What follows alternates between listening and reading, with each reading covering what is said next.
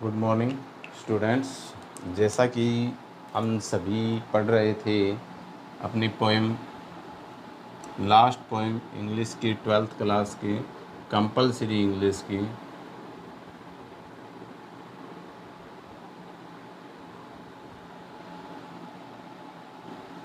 स्नेहा। इसका first stanza हमने clear कर लिया था। आज हम इसका सेकंड स्टेंजा देखेंगे। सेकंड स्टेंजा क्या बताता है हमें। स्टेंजा सेकंड, अब देखते हैं सेकंड स्टेंजा में हमें क्या बता रहा है। But I can not tell from where. Sentence stanza में क्या है, but I can not tell from where. But I can not tell from where he is calling out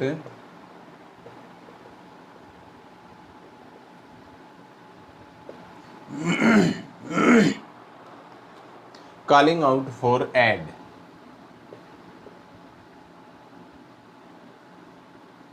He is calling out for aid.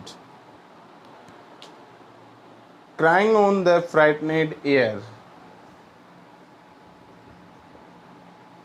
Crying on the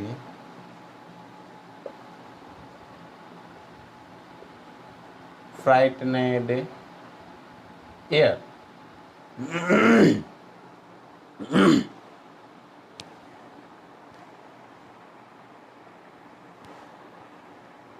Making everything afraid.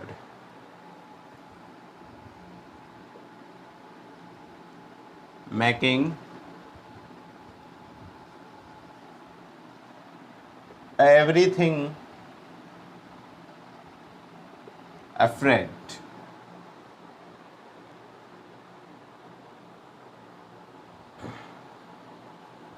ये अपना second stanza यहाँ तक है।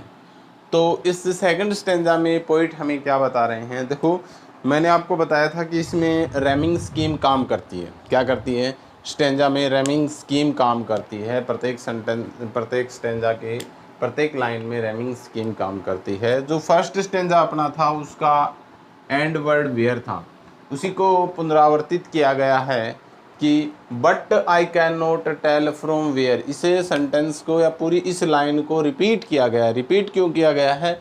For connected the sentence या for connected the condition of rabbit to the heartily touched of readers, कि जो पढ़ने वाले लोग हैं या जो इस पोएम को पढ़ने वाले व्यक्ति हैं वो इस कविता से हार्टली यानी सहृदय से जुड़ जाएं। इसलिए कवि ने इसकी प्रत्येक स्टेंजा को दूसरे स्टेंजा से कनेक्ट किया है। कनेक्ट मतलब जैसे कि इस जो फर्स्ट स्टेंजा था उसकी लास्ट लाइन थी, उसको सेकंड स्टेंजा की फर्स्ट लाइन बना दिया, और जो सेकंड स्टेंजा की लास्ट लाइन है उसको थर्ड स्टेंजा की फर्स्ट लाइन में पुनरावर्तित कर दिया, रिपीट कर दिया। तो ये रिपीट करने का कारण क्या है? पोइट ने इसको रिपीट क्यों किया है? रिपीट इसलिए किया है ताकि वह हम जो पढ़ने वाले हैं या जो रीडर्स हैं उसको इस कविता से जोड़ सके, हार्टली टच्ड कर सके, यानी सहृदय से इस कविता से जोड़ सकें और इसके मार्मिक अर्थ को समझा सके, यानी the heartily core of this poem. He want to show the heartily core of this poem, कि वह इस कविता के जो सहृदय भाग है उसको व्यक्ति से जोड़ना चाहता है, यानी इसकी मार्मिकता से व्यक्ति को जोड़ना चाहता है। तो कवि ने फर्स्ट लाइन में क्या लिखा? But I can not tell from where. लेकिन आई कैन नॉट टेल, मैं नहीं बता सकता, फ्रॉम वेयर, कि कहाँ से। यानी कवि कह रहा है कि मैं नहीं बता सकता कि जो आवाज़ें हैं या जो चिल्लाहट है, खरगोश की चिल्लाहट है, वो कहाँ से आ रही है। He is calling out for aid. He is calling, वह पुकार रहा है, out for aid, out for यानी वह बार बार चिल्लाकर पुकार रहा है या सहायता के लिए, अपनी सहायता के लिए हमें बार बार चिल्ला कर पुकार रहा है। Crying on the frightened air, crying on the frightened air, भयभीत हवाओं में या भयभीत वातावरण में वह बार बार चिल्ला रहा है। क्या कर रहा है? वह बार बार चिल्ला रहा है। कहाँ पर? उस वातावरण में, या जो वातावरण शांत वातावरण है उस वातावरण को भयभीत बनाते हुए वह चिल्ला रहा है। यानी उसकी चिल्लाहट से जो वातावरण है, वहाँ का हवाएं हैं, वहाँ का जो सराउंडिंग एरियाज है, इन्वायरमेंट है, वो क्या हो रहा है? भयभीत हो रहा है।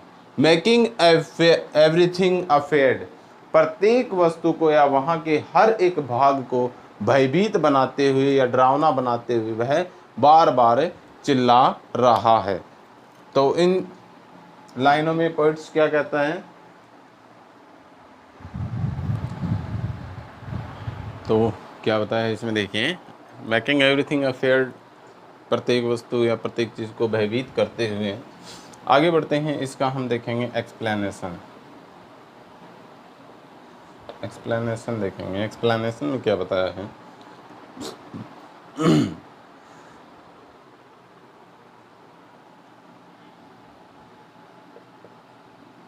In these lines of the poem Snare, the poet describes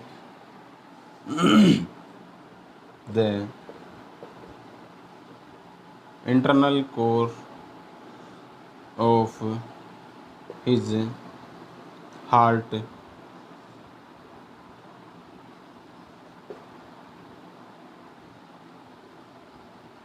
toward the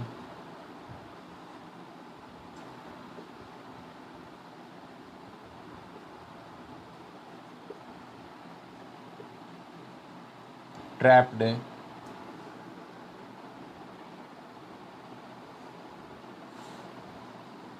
rabbit. In these lines of the poem, The Snare, the poet describes the internal core of his heart toward the trapped rabbit। कि इस कविता risk की पंक्तियों में कवि ने वर्णन किया है अपने हृदय के आंतरिक मर्म को व्यक्त करते हुए। किसके प्रति? जो जाल में फंसा हुआ खरगोश है, और उसके प्रति अपने आंतरिक मर्म को प्रस्तुत किया है या वर्णित किया गया है। In these lines,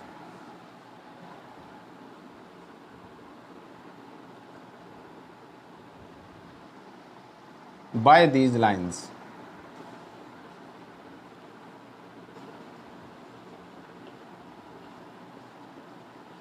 by these lines we can say that the poet the poet James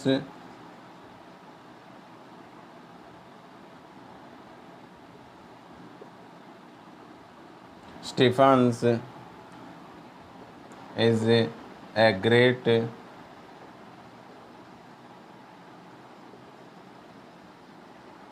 great lover of animals। कि इन पंक्तियों के माध्यम से हम कह सकते हैं कि जो पोइट जेम्स स्टीफन हैं वो एक महान या बहुत बड़ा जानवरों का स्नेही है, या जानवरों से प्रेम करने वाला है।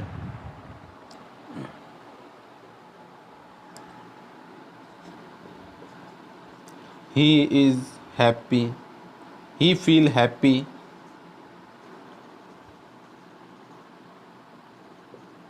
when he find any animal in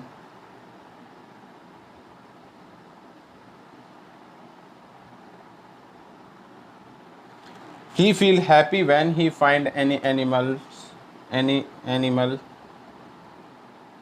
in a free condition, in free condition,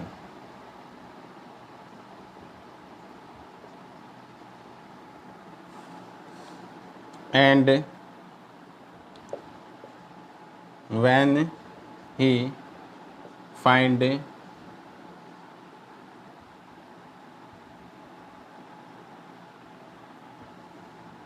and feel very sad when he find it in a net or cage कि he feel he feels happy when he find any animal in free condition and feels very sad when he find it in a net or cage कि वह बहुत खुशी महसूस करता है जब किसी भी जानवर को स्वतंत्र अवस्था में स्वतंत्र स्थिति में पाता है। feels very sad and feels very sad when he find it in a net or cage और वह उस समय बहुत ज़्यादा दुख महसूस करता है या दुखद स्थिति का सामना करता है जब वह उसे किसी जाल या पिंजरे में पाता है। According to this stanza, the poet feels very sad and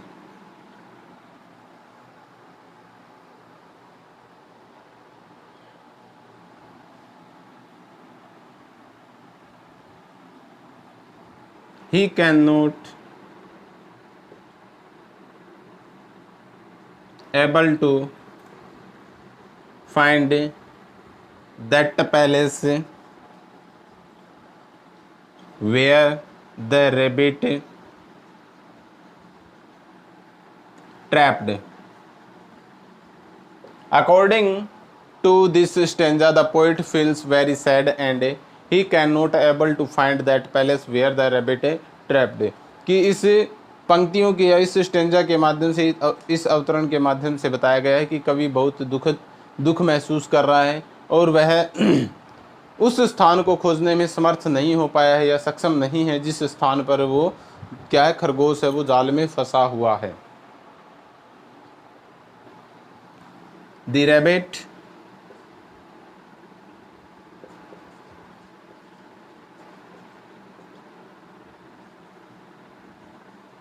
calling again and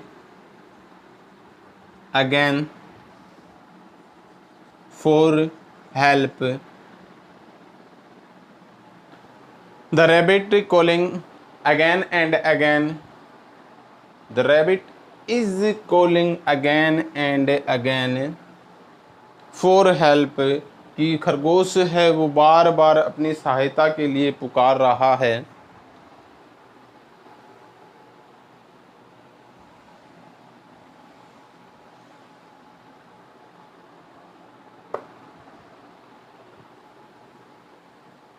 But the poet can't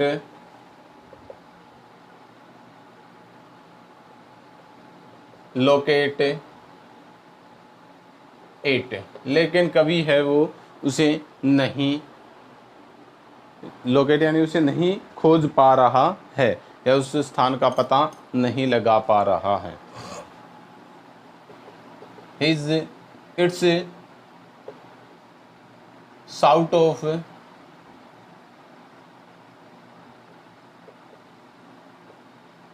pen affair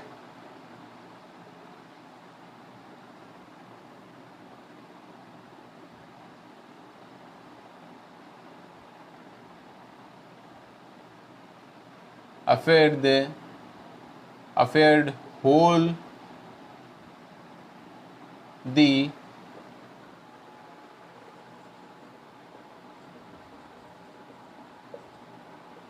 surrounding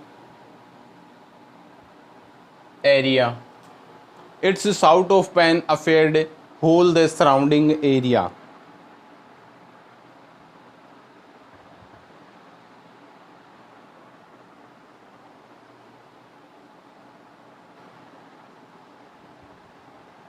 whole the surrounding area. It's shout of pain, उसकी दर्द भरी चिल्लाहट। Afraid, making afraid,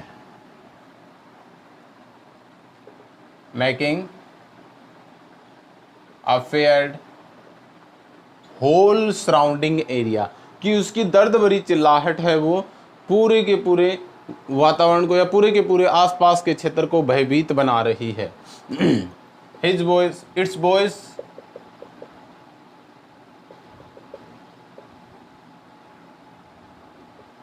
can hear every part of that land, कि its voice can hear, its voice can be heard, can be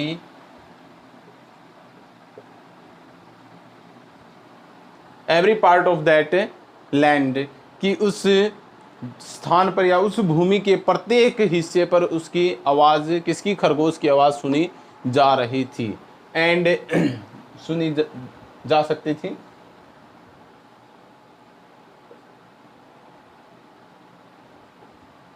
the poet feels frightened by its painful cry and frightened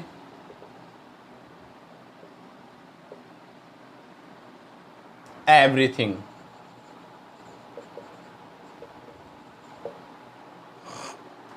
The poet feels frightened by its painful cry, कि कवि है वो उसकी दर्द भरी चिल्लाहट से, इन चिल्लाहट में से क्या कर रहा था, भयभीत हो रहा था या भय महसूस कर रहा था। एंड फ्राइटनेड एवरीथिंग, और प्रत्येक, वहाँ की प्रत्येक वस्तु है वो भयभीत हो रही थी।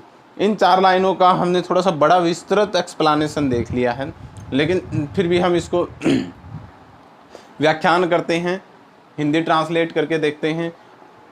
इससे रिलेटेड अगर कोई क्वेश्चन बनेगा तो उसका आप इजीली आंसर कर पाओगे। तो हम देखते हैं line wise line. In these lines of the poem snare, कि इन स्नेयर नामक कविता की इन पंक्तियों में the poet describe the internal core of his heart toward the trapped rabbit, कि कवि ने अपने आंतरिक मर्म को या अपने हृदय के आंतरिक मर्म को किसके प्रति, जो जाल में फंसा हुआ खरगोश है उसके प्रति दर्शाया है।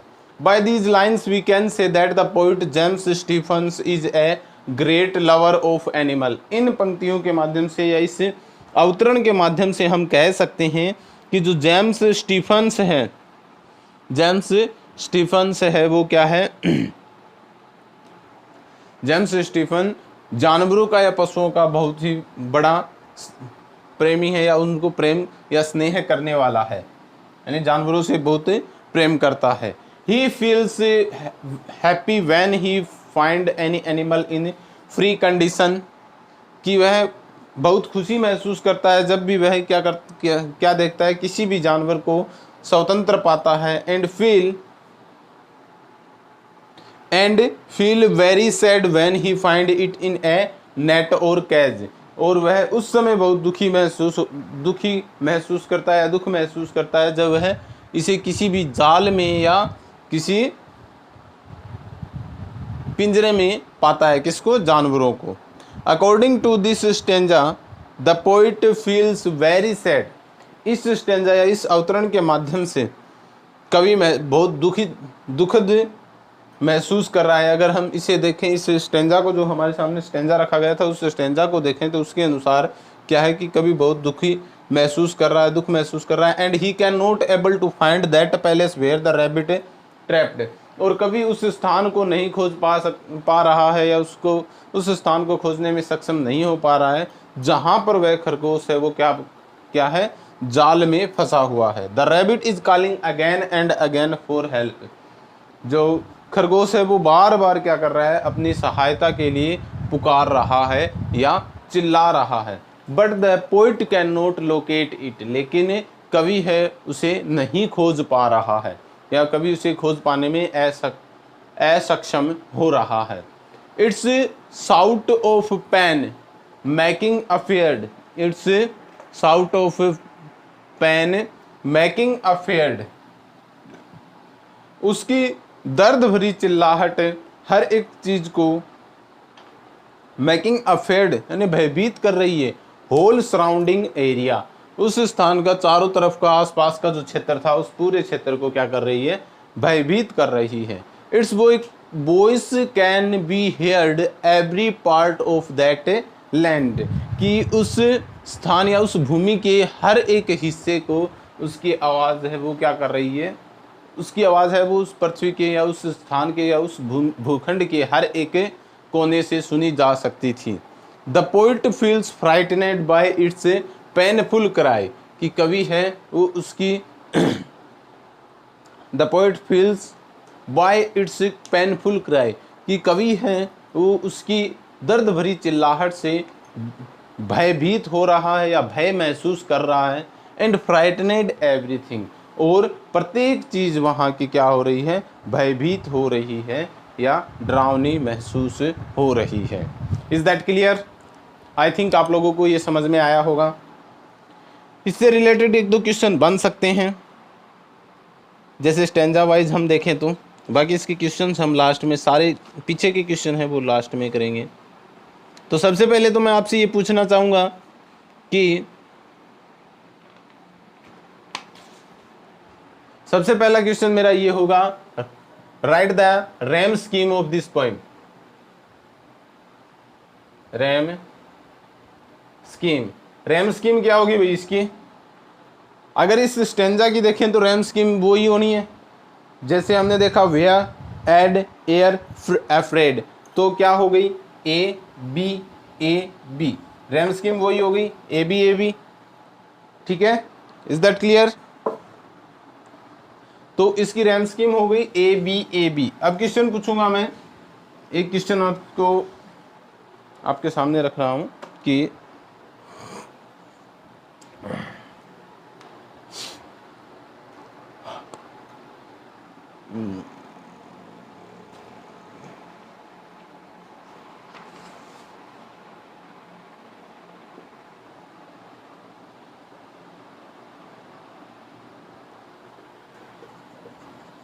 what is making afraid everything? क्या था जो प्रत्येक वस्तु को भयभीत कर रहा था? तो आप इसमें आंसर में क्या लिखोगे? The painful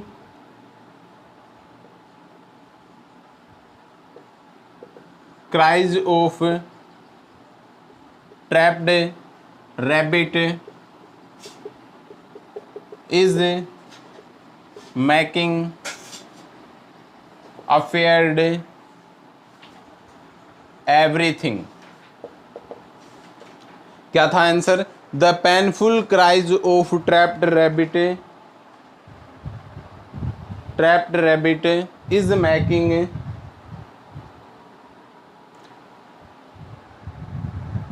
making afraid everything. Is that clear? Question ये था, what is making afraid everything, कि क्या ऐसी चीज थी या कौन था जो हर एक वस्तु को या सभी को भयभीत कर रहा था?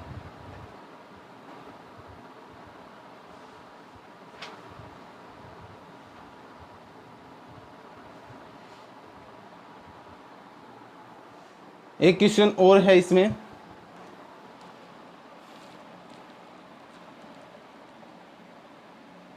Y the poet unable to tell, question है why the poet unable to tell where the unable to tell where the cry is coming from, where the cry is coming from। Question है why the poet unable to tell where the cry is coming from, कि कवि इस बात को बताने में असक्षम क्यों है कि आवाज़ें कहाँ से आ रही है। तो इसका आंसर हम लिखेंगे, क्वेश्चन लिखेंगे, यहां से आंसर करना स्टार्ट करेंगे। आंसर में लिखेंगे the poet unable to tell, the poet unable to tell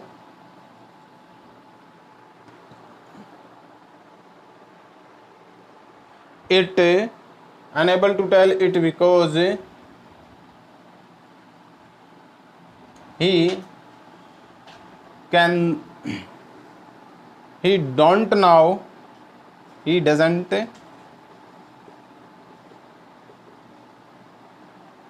he does not know that where the rabbit,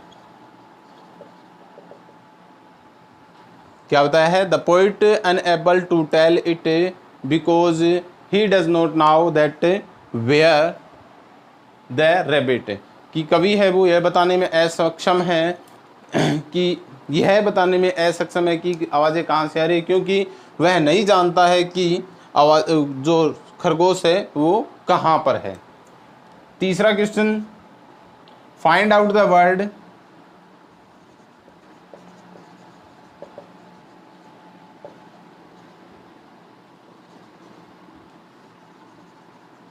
from this stanza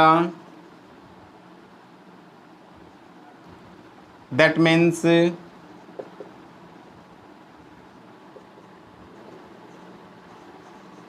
help, कि वो शब्द इस स्टेंजा में से छांट के लिखिए जिसका अर्थ हेल्प यानी सहायता होता है।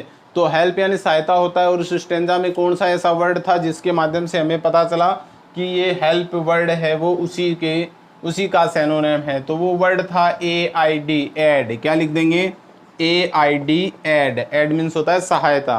Is that clear? I think आप लोगों को ये ठीक से समझ में आया होगा। Second stanza of this point, 3 question मैंने वैसे ही बना के दिए हैं आपको, जैसे आपके पैसेज आता है 2 नंबर का, सॉरी 4 नंबर का एक पैसेज आता है, उसमें ऐसे ही 3 क्वेश्चन या 2 क्वेश्चन बनाकर पूछे जाते हैं।